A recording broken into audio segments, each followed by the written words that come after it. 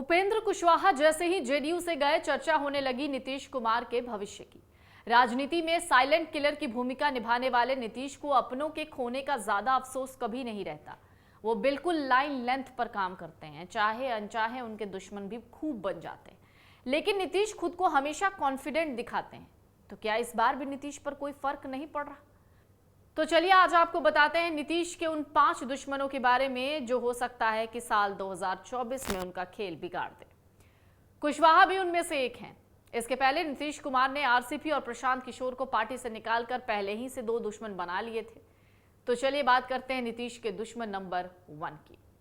नीतीश के दुश्मन नंबर 1 है बीजेपी। बीजेपी के साथ जब नीतीश की पार्टी का गठबंधन था, तब बीजेपी ने ही उन्हें सीएम बनाया। इसमें कोई शक नहीं कि बीजेपी ने नीतीश को फुल इंपॉर्टेंस दी थी, लेकिन नीतीश को क्या पता कब कौन सी बात खटक जाए। उस समय भी यही हुआ और उन्होंने बीजेपी से किनारा कर लिया, आरजेडी के साथ हो लिए। इससे बीजेपी इतनी नाराज हुई कि बार बार पाला बदलने वाले नीतीश के नाम पर अब वो नाक भौं सिकोड़ लेती है। बीजेपी ने तय कर लिया कि किसी भी हाल में नीतीश को अब मौका नहीं देगी।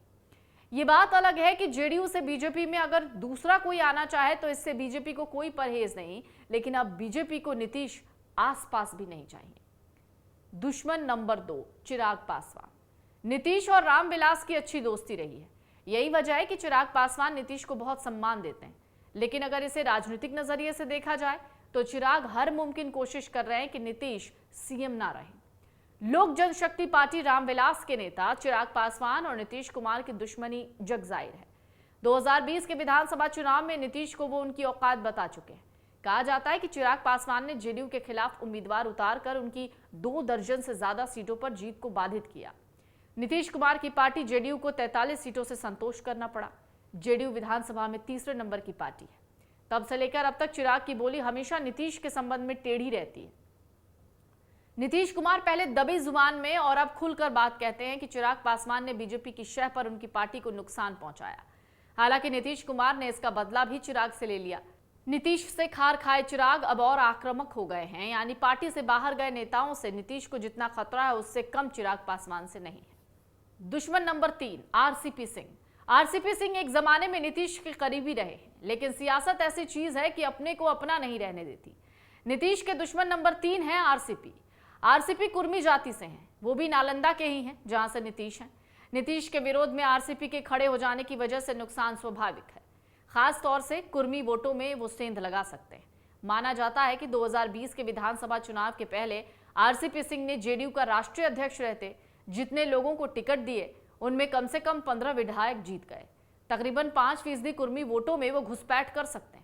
अगर ऐसा होता है तो नीतीश कुमार अब ना अपनी जाति के सर्वमान्य नेता रह जाएंगे, ना ही कुशवाहा बिरादरी के वोट उनको मिलेंगे। न कुशवाहा बिरादरी के वोट ही उपेंद्र कुशवाहा के अलग होने के कारण एक मुश्त उन्हें मिलने वाले हैं। चौथे दुश्मन प्रशांत किशोर। प्रशांत किशोर राजनीति सिखाते सिखाते खुद राजनीति करने लग गए। प्रशांत जहां भी जाते हैं वहां नीतीश का जिक्र करना नहीं भूलते। उनका मेन फोकस नीतीश होते हैं। वो कहते हैं कि अब तक बिहार के साथ छल हुआ है। नीतीश किसी भी तरह कुर्सी से चिपके रहना चाहते हैं, इसलिए कभी एनडीए तो कभी महागठबंधन में उनकी आवाजाही रहती है। लालू यादव अपने परिवार की राजनीति करते हैं। दोनों नेताओं के अपने अपने स्वार्थ हैं, जिसमें जनता का हित कहीं नहीं दिखता। साफ शब्दों में कहें तो प्रशांत किशोर भी नीतीश की खटिया खड़ी करने की कोशिश में। प्रशांत किशोर तब से ही नीतीश के खिलाफ हैं जब जेडीयू ने उन्हें पार्टी से हटाया। प्रशांत किशोर इन दिनों जन सुराज यात्रा कर रहे हैं, लोगों को जागरूक कर रहे हैं, लेकिन जल्द ही वो अपनी पार्टी बनाने वाले हैं। जाहिर है कि उनकी पार्टी या अभी चल रही यात्रा नीतीश के लिए नुकसानदेह साबित हो सकती है।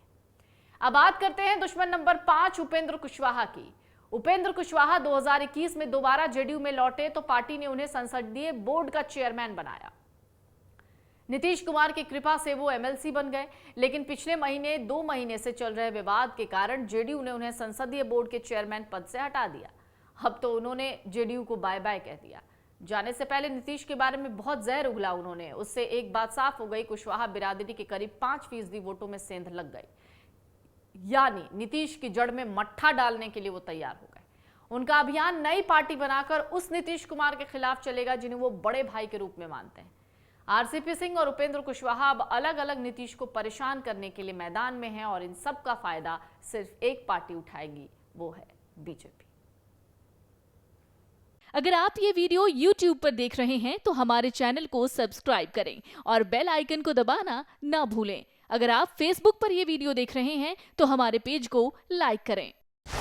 डाउनलोड करें अमर उजाला ऐप और पाएं खबरें लगातार।